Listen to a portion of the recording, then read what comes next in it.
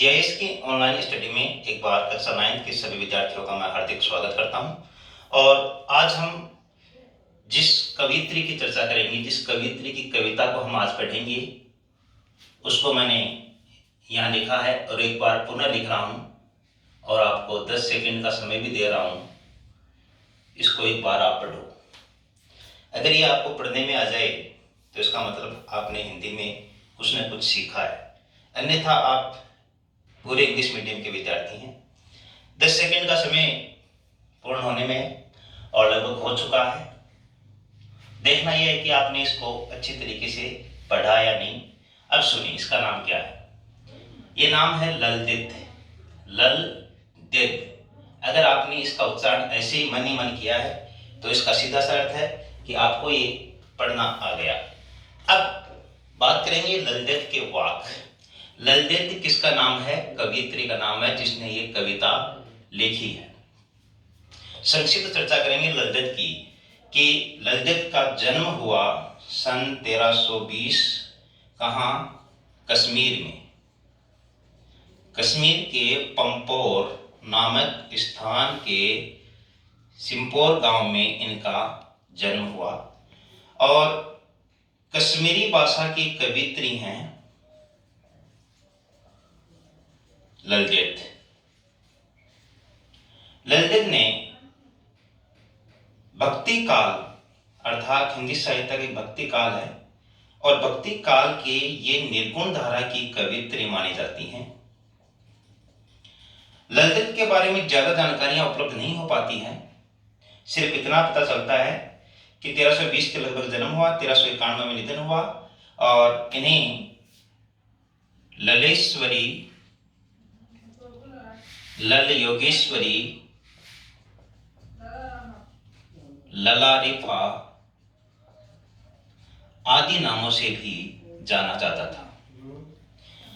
ललदित ने जिस दोहे में लिखा है, जिस छंद में लिखा है, उस छंद का नाम है वाक। जिस प्रकार कबीर ने दोहे में लिखा है, तुलसी ने चौपाई में लिखा है और रसखान ने सवैये छंद में लिखा है, वैसे ही ये वाक हैं 4 हमारे पाठ्यक्रम में। और इन चारों ही वाक्यों के माध्यम से कवियत्री ये कहना चाहती है कि मनुष्य ईश्वर प्राप्ति के जितने प्रयास करता है वो सब के सब विफल होते हैं। इसका मुख्य कारण है कि हम सत्यता से दूर हैं। कैसे वो अपनी बात को स्पष्ट कर रही है हम देखते हैं। पहला जो वाक है उसकी प्रथम लाइन है, रस्सी कच्चे धागे की खींच रही मैं नाव, जाने कब सुन मेरी करे देव भव सागर पार, पानी टपके कच्चे सकोरे, व्यर्थ प्रयास हो रहे मेरे, जी में उठती रह रहू घर जाने की चाह मेरी। रस्सी कच्चे धागे की प्रतीक अर्थ, पूरी कविता प्रतीकात्मक है और इसका प्रतीक अर्थ है रस्सी कच्चे धागे की अर्थात ईश्वर को प्राप्त करने का विफल प्रयास। खींच रही मैं नाव। अब देखना है कि ईश्वर को प्राप्त करने का विफल प्रयास कैसे। प्रत्येक मनुष्य की ये इच्छा होती है कि उसकी आत्मा का परमात्मा में विलीन हो जाए और मरण और जन्म के इस छुटकारे से आजादी मिल जाए। ऐसा ही प्रयास कुछ कवियत्री कर रही है और वो ईश्वर को प्राप्त करने के ऐसे प्रयास कर रही है जिनसे ईश्वर प्राप्त नहीं हो सकता। फॉर एग्जाम्पल, वर्तमान समय में हम ईश्वर को प्राप्त करने के प्रयास करते हैं, सालासर पद यात्रा पर जाते हैं, जागरण करते हैं, स्वामणी करते हैं, दीपक जलाते हैं, अगरबत्ती करते हैं, बहुत से ऐसे कार्य करते हैं। वे सब कार्य क्या है? कच्चे धागे की रस्सी के समान है। जिस प्रकार कच्चे धागे की रस्सी से नाव नहीं खींची जा सकती, वैसे ही इन उपायों से ईश्वर प्राप्त नहीं हो सकते। और खींच रही मैं नाव अर्थात ईश्वर को प्राप्त करने का प्रयास कर रही हूं मगर नहीं मिल रहे, जाने कब सुन मेरी पुकार करे देव भवसागर पार। ये तमाम प्रयास हम करते हैं, पदयात्रा है, ईश्वर को रिझाने के लिए उनके भजन गाते हैं, लोगों को प्रेरित करते हैं और फिर हम ये भी सोच बैठते हैं कि पता नहीं मैं ईश्वर के बारे में क्या क्या करता हूँ लेकिन ईश्वर मेरी पुकार नहीं सुनते हैं और मुझे कब भव सागर से पार करेंगे। अर्थात भव सागर का अर्थ है जन्म मरण के बंधन से मुक्ति। जब व्यक्ति की जन्म मरण के बंधन से मुक्ति हो जाती है तो उसे मोक्ष मिल जाता है, उसकी आत्मा का परमात्मा में मिलन हो जाता है। ये कवित्री सोच रही है कि मेरा ईश्वर से मिलन कब होगा। पानी टपके कचे सकोरे व्यर्थ प्रयास हो रहे मेरे। कवित्री कह रही है जिस प्रकार कोई घड़ा है, उसके छोटा सा सुराख है और बूंद बूंद निकल रही है और हम ये सोचते हैं कि घड़ा भर क्यों नहीं रहा है। ठीक इसी प्रकार पानी टपके कच्चे सकोरे, अर्थात जिस छेद से पानी टपक रहा है मैं व्यर्थ प्रयास कर रही हूँ। इसका अर्थ यह है कि ईश्वर को प्राप्त करने के जितने प्रयास कर रही हूँ वो सब के सब क्या हो रहे हैं, बेकार हो रहे हैं, व्यर्थ हो रहे हैं। जी में उठती रह ऊक घर जाने की चाह है मेरी। जी यानी मन में, मेरे मन में बार बार ये इच्छा होती है, ऊक तीव्र इच्छा, ऊक यानी तीव्र इच्छा, बार बार ये तीव्र इच्छा होती है और मेरे घर जाने की चाह है। घर का मतलब ईश्वर, हम सभी ईश्वर के घर से आए हैं और कुछ समय धरा पर बिताकर ईश्वर के घर ही वापस जाना है। तो कवित्री की भी इच्छा है कि वो घर जाए, अर्थात ईश्वर को प्राप्त करने की इच्छा मेरे रह रहकर उठती है, बार बार उठती है। रह रह का मतलब है बार बार तीव्र इच्छा होती है ईश्वर को प्राप्त करने की। तो प्रथम प्रयास में कवियत्री ने यही बताया है कि हम ईश्वर को प्राप्त करने के जो व्यर्थ प्रयास करते हैं वो किसके समान है, कच्चे धागे के समान है। उससे जिस प्रकार नाव नहीं खींच जा सकती वैसे ही हमें ईश्वर प्राप्त नहीं हो रहे क्योंकि हमारे प्रयास गलत दिशा में जा रहे हैं। और सबकी यही पुकार होती है कि वह जन्म मरण के बंधन से आजाद हो, लेकिन हमारी हालत जिस प्रकार घड़े से बूंद बूंद टपकती है वैसी है, हमारे सब प्रयास बेकार साबित हो रहे हैं। और प्रत्येक व्यक्ति की इच्छा होती है कि वो जन्म मरण के इस बंधन से मुक्त हो जाए। तो ये इसका प्रथम वाक्य का अर्थ है। दूसरा वाक्य उम्मीद करता हूं समझ में आ गया होगा। खा खाकर कुछ पाएगा नहीं, न खाकर बनेगा अहंकारी। खा खाकर अर्थात खाने का अर्थ यहां पर क्या है, खाने का अर्थ है व्यक्ति में विनम्रता का भाव नहीं होना, आदर नहीं होना, संस्कार नहीं होना, मर्यादाएं नहीं होना। अगर किसी भी व्यक्ति में ये नहीं है, जो शिक्षा के महत्वपूर्ण अंग है और जिनसे ईश्वर प्राप्त किया जा सकता है। अगर आपको राम को प्राप्त करना है तो आपको मर्यादित आचरण रखना पड़ेगा, आपको कृष्ण को प्राप्त करना है तो कर्मशील आचरण बनाए रखना पड़ेगा। तो ठीक इसी प्रकार खा खाकर कुछ पाएगा नहीं, हम खा क्या रहे हैं, ऐसी चीजें खा रहे हैं जिनसे हम ईश्वर से दूर होते जा रहे हैं। हम खा रहे हैं किसको, हिंसा को, झूठ को, लालच को, स्वार्थ को, प्रेम को, धोखे को। इनसे व्यक्ति को कुछ नहीं मिलने वाला। अप्रत्यक्ष रूप से कवित्री ये करिए, न खाकर बनेगा अहंकारी। अब कोई व्यक्ति ये कहता है मैं तो विनम्र भी हूं, मैं तो आदर भी करता हूं, मेरे अंदर संस्कार भी हैं, मर्यादाएं भी हैं। अगर आप में इतनी विशेषताएं आ गई हैं तो धीरे धीरे आप क्या बन जाएंगी, घमंडी बन जाएंगे। देखिए ईश्वर न तो ज्यादा खाने से मिलेगा और न बिल्कुल खाने से मिलेगा, दोनों स्थिति में नहीं मिलेगा। क्यों? क्योंकि अगर आप न खाएंगे अर्थात लोभ, लालच, ईर्ष्या, द्वेष, राग से दूर रहेंगे तो आप क्या बन जाएंगे, घमंडी बन जाएंगे, और घमंडी को ईश्वर नहीं मिलते। और अगर आप खाते रहेंगे लोभ, लालच, ईर्ष्या तो भी ईश्वर नहीं मिलेंगे। तो उपाय क्या है, कवित्री क्या करिए, थर्ड लाइन में करिए, सम खा तभी होगा समभावी। सम का मतलब तुलनात्मक रूप से पाप और पुण्य का प्रतिशत एकदम बराबर। क्या, सम खा अर्थात पुण्य तो कर मगर पाप का ध्यान रख, अर्थात शुभ तो कर अपने आप को मगर हानि का भी ध्यान रख, अर्थात आदर तो कर मगर थोड़ा निरादर का ध्यान रख। ये सब चीजें तुलनात्मक रूप से तू लेकर चलेगा तब तेरा आचरण क्या होगा, समभावी। अर्थात सभी को समान दृष्टि से, समान नजर से देखने का तेरा आचरण होगा। और जो व्यक्ति धरा के प्रत्येक प्राणी को समान नजर से देखता है, 84 लाख प्रकार के प्राणी हैं, सभी को अगर जो समान दृष्टि से देखता है उसे ही ईश्वर मिलते हैं, क्योंकि ईश्वर ही सभी का सृष्टा है, सभी की रचना करने वाला ईश्वर है। और अगर आप ऐसा कर पाएंगे तो क्या होगा परिणाम? 4th लाइन, खुलेगी सांकल बंद द्वार की, अर्थात आपके बंद द्वार की सांकल खुल जाएगी। बंद द्वार की सांकल खुलने का अर्थ यहां पर है आपको सत्य का भान हो जाएगा। और जिसको सत्य का भान हो जाता है वह व्यक्ति ईश्वर को प्राप्त कर सकता है। आपको आपकी आत्मा का ज्ञान हो जाएगा। जिसको आत्मा का ज्ञान हो जाएगा उसके बंद द्वार की सांकल खुल जाएगी। इसलिए कवित्री ने कहा है खा खाकर कुछ पाएगा नहीं, अर्थात बहुत ज्यादा आप में अगर लालच, लोभ, ईर्ष्या आदि है तो भी ईश्वर नहीं मिलेंगे, और बिल्कुल नहीं है तो भी आप क्या बन जाएंगे? धीरे धीरे घमंडी बन जाएंगे। तो ज्ञान दोनों का रहना चाहिए, समान भाव रख समखा तभी बनेगा संभावी, अर्थात हर प्राणी के प्रति समान दृष्टि, समान नजर और भेदभाव से दूर रहे। ऐसा करोगे तो 4th लाइन कहती है कि आपके बंद द्वार की सांकल खुल जाएगी, अर्थात आपको सत्य का ज्ञान हो जाएगा। निर्गुण काव्यधारा का ये अर्थ है ईश्वर जो एक है। यहाँ राम, कृष्ण, शिव इसकी चर्चा नहीं है। ईश्वर जिसने संपूर्ण सृष्टि को बनाया है उनके बारे में कवित्री कह रही है कि अगर आपको मोक्ष प्राप्त करना है, मुक्ति का द्वार खोलना है, तब आपको संभावी बनना पड़ेगा। यह है दूसरा वाक। अब हम चर्चा करेंगे तीसरे वाक की। आई सीधी राह से गई न सीधी राह है।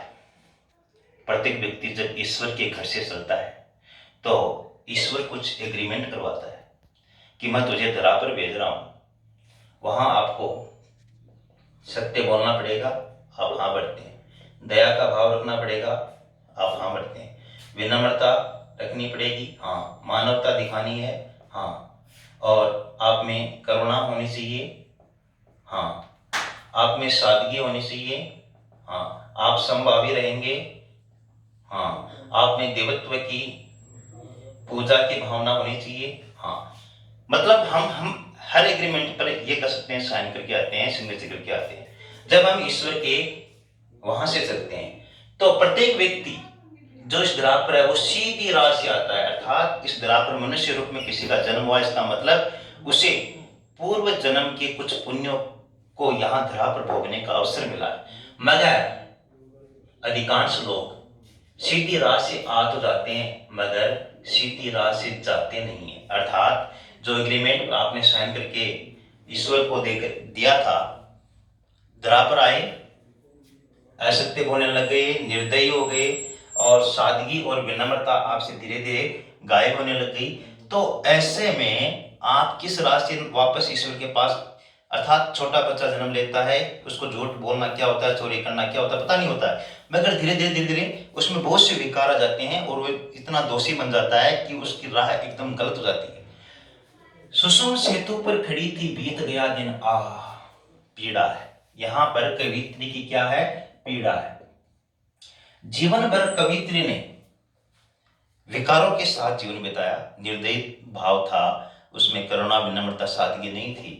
और उसके बाद सुषुम सेतु पर खड़ी थी, मतलब ध्यान में चली जाती है कवित्री कि मैं ईश्वर को किस प्रकार प्राप्त करूं, और पूरे दिन ध्यान में रहती है, ईश्वर से जुड़ने का प्रयास करती है मगर ईश्वर से जुड़ नहीं पा रही है। और उसकी पीड़ा है कि बीत गया दिन है, अर्थात मेरा पूरा दिन बीत गया मगर मैं ईश्वर तक नहीं पहुंच पाई। और ईश्वर तक नहीं पहुंच सकता कोई भी व्यक्ति जब वो मानवीय मूल्य, नैतिकता के साथ नहीं है। तो आप कितने भी ध्यान में जाएं, आप ईश्वर तक नहीं पहुंच सकते। जेब टटोली कोड़ी न पाई। फॉर एग्जाम्पल कवित्री 60 साल जी, 65 साल जी, 70 साल जी, 75 साल जी, अर्थात ये मान सकते हैं कि 1320 में जन्म और 1391 में निधन। तो 1391 में से 1320 निकालते हैं तो हम ये मान सकते हैं कि वो 71 साल जी। जीवन के अपने 71वें वर्ष में उसने अपनी जेब टटोली कि मेरे पास सत्य है, दया है, करुणा है, विनम्रता है, सादगी है, मानवता है, देवत्व है, आदर्श है, मर्यादा है, संस्कार है, यथार्थ है, वास्तविकता है, कुछ भी नहीं मिला। इनके स्थान पर इनके विलोम मिले सब कुछ। कौड़ी न पाई, अर्थात ईश्वर के पास धरती वाले पसीने चलते हैं, उनके पास सत्य, दया, धर्म, विनम्रता, सादगी, दूसरों की परोपकार की भावना, ये चलता है। तो कवित्री के पास ऐसा कुछ भी नहीं मिला कि वो ईश्वर को कुछ ले जाकर सौंपे। माझी को दूं क्या उतराई, माझी का मतलब ईश्वर। अब वो मरणासन स्थिति में है, मरने ही वाली है, ईश्वर के पास पहुंचने वाली है, और ईश्वर कहेगा कि धरती पर रहने का किराया दो, 60-70 साल आप धरती पर रहकर आए हैं, और इसके बदले आप मुझे क्या देंगे। तो कवित्री की ये प्रश्न है कि ईश्वर को मैं क्या दूंगी। ये प्रश्न आपके समक्ष भी हो सकता है कि आप 70 साल, 80 साल, 60 साल बिताकर जब वापस जाएंगे ईश्वर के पास, वो पूछेगा आपसे ये बातें, तब आप उसको धरा पर रहने का क्या दोगे।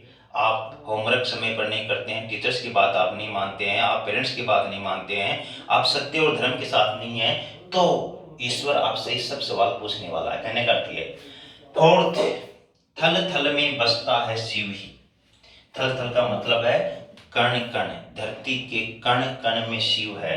शिव का मतलब यहाँ पर शंकर या उमापति या गणेश जी के पिता आदि से नहीं है। शिव का मतलब है संपूर्ण सृष्टि का सृष्टा, अर्थात ईश्वर जो एक है।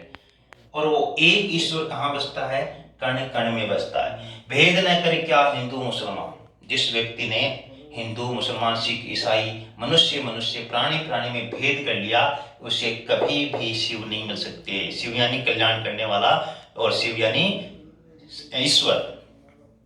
अर्थात हम ये कह सकते हैं कि जो व्यक्ति अपने आप को हिंदू कहता है, मतलब वो व्यक्ति मानव नहीं है। जो अपने आप को मुसलमान कहता है, वो मानव नहीं है, क्योंकि वो भेदभाव की भावना के साथ चल रहा है। तो कवित्री का ये भेद न करे क्या हिंदू क्या मुसलमान, ज्ञानी है तो स्वयं को जान। अगर आप ज्ञानी हैं, प्रश्न बन सकता है कि कवित्री का ज्ञानी से क्या आशय है। ज्ञानी से कवित्री का आशय है अपने आप को जानना, स्वयं को जानना, अपने अंतर्मन को पहचानना, और अपने सभी विकारों को दूर करना, और निर्विकार भाव से जीवन जीना। और अगर आप निर्विकार बिना दोष की भावना के साथ जीवन जीते हैं, तो यही है साहिब से पहचान। साहिब यानी ईश्वर। अगर आप में लोभ, लालच, ईर्ष्या, राग, द्वेष, भेदभाव की भावना नहीं है, कण कण में बसे परमात्मा को आप महसूस कर सकते हैं, तो इसका सीधा सा अर्थ है कि आप ईश्वर को प्राप्त कर सकते हैं। और अगर आप में भेदभाव की भावना है, अहंकार की भावना है, हिंदू मुसलमान की भावना है, और आप स्वयं को नहीं जान पाएंगे, तो आप ईश्वर तक कभी भी नहीं पहुंच सकते। तो कुल मिलाकर हम ये कह सकते हैं कि ललदेव के इन वाक्यों में क्या क्या मुख्य बातें उभर कर आई है, और वो ये हैं कि किसी भी प्रकार के आडंबर से ईश्वर नहीं मिलते। आडंबर से, आडंबर का मतलब दिखावा, नहीं मिलते। ईश्वर को प्राप्त करने के लिए दूसरी बात, समभावी होना आवश्यक है, अर्थात प्रत्येक प्राणी के प्रति समान दृष्टिकोण, समान नजरिया। और तीसरी बात कवित्री ने कही है कि हमें मानवीय मूल्यों की पूजा करनी है, तब हमें ईश्वर मिल सकते हैं। चौथी बात कवित्री ने कहा है कि हम अगर स्वयं को जान पाएंगे, स्वयं को जान लेंगे, तो हमें ईश्वर की प्राप्ति हो जाएगी। ये इन वाक्यों के माध्यम से कवित्री की मुख्य बातें उभर कर सामने आती हैं कि हम किसी प्रकार के आडंबर, किसी प्रकार के दिखावे के साथ चलेंगे तो हमें ईश्वर नहीं मिलेंगे। इस प्रकार से इन चारों वाक्यों का अर्थ आपको समझाया है। और ललदेव के ये वाक्य हैं, वाक्य किसका नाम है, छंद का नाम है, कश्मीरी भाषा की ये कवित्री हैं। और इन सभी वाक्यों को कश्मीरी भाषा में लिखा था, किसने, ललदेव ने। इन सभी वाक्यों का हिंदी में अनुवाद किसने किया, मीराकांत नाम की कवित्री ने। मीराकांत ने इनका अनुवाद किया हिंदी भाषा में। तो इस प्रकार से हमने इस कविता को समझा, और बहुत जल्द आपको मैं असाइनमेंट के रूप में इस कविता के सभी प्रश्नों के उत्तर स्वयं लिख के दूंगा।